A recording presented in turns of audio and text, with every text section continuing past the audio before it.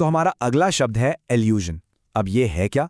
सोचे, जब कोई राइटर या फिल्म मेकर आपको कोई बात सीधे सीधे नहीं बताता बल्कि एक छोटा सा इशारा, एक हिंट छोड़ देता है, बस उसी को एल्यूजन कहते हैं।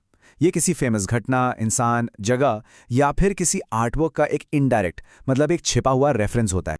चलिए इसे एक एग्जाम्पल से समझते हैं। यहाँ लिखा है the movie is full of allusions to classic horror films. इसका मतलब ये हुआ कि पूरी फिल्म में पुरानी क्लासिक हॉरर फिल्मों के ढेर सारे रेफरेंसेस भरे पड़े हैं। मतलब हो सकता है कि विलन का मास्क किसी पुरानी फिल्म जैसा हो, या कोई एक सीन आपको किसी फेमस हॉरर सीन की याद दिला दे। फिल्म सीधा नाम नहीं लेगी, बस एक हिंट देगी। एक बार फिर से सुनते हैं इंग्लिश में। The movie is full of allusions to classic horror film. और हाँ, अल्यूजन सिर्फ फिल्मों तक ही लिमिटेड नहीं है। यहां देखिए, एक और एग्जाम्पल है। हर speech contained a subtle allusion to Shakespeare. मतलब उसकी स्पीच में शेक्सपियर का एक बहुत ही सटल यानी कि हल्का सा इशारा था।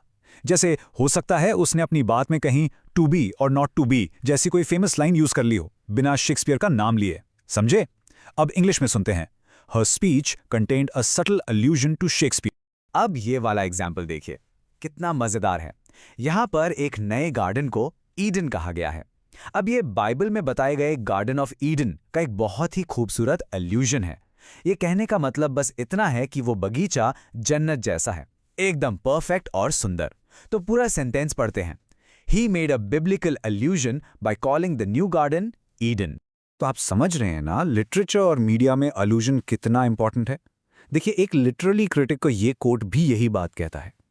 इसका मतलब है कि जो सबसे बेहतरीन किताबें होती हैं वो अल्यूजन से भरी होती हैं, और उन्हें अच्छी तरह से समझने के लिए आपको दूसरी किताबें और कहानियां भी पढ़ी होनी चाहिए, ताकि आप वो सारे रेफरेंसेस पकड़ सकें। चलिए अब इस कोट को इंग्लिश में पढ़ते हैं। The richest literary texts are dense with allusions. To read them well one needs to be a reader of other texts too. चलिए अब फटाफट इसके कुछ सिनोनिम्स और एंटोनिम्स पर भी एक नजर डाल लेते हैं।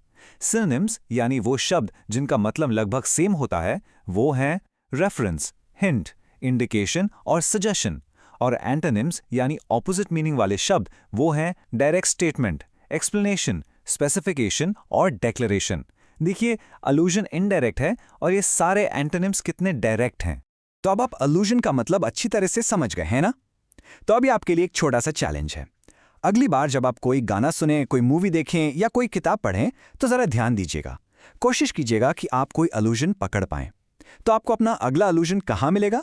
किसी गाने में, मूवी में या फिर किसी किताब में? मुझे यकीन है अब आप उन्हें हर जगह स्पॉट कर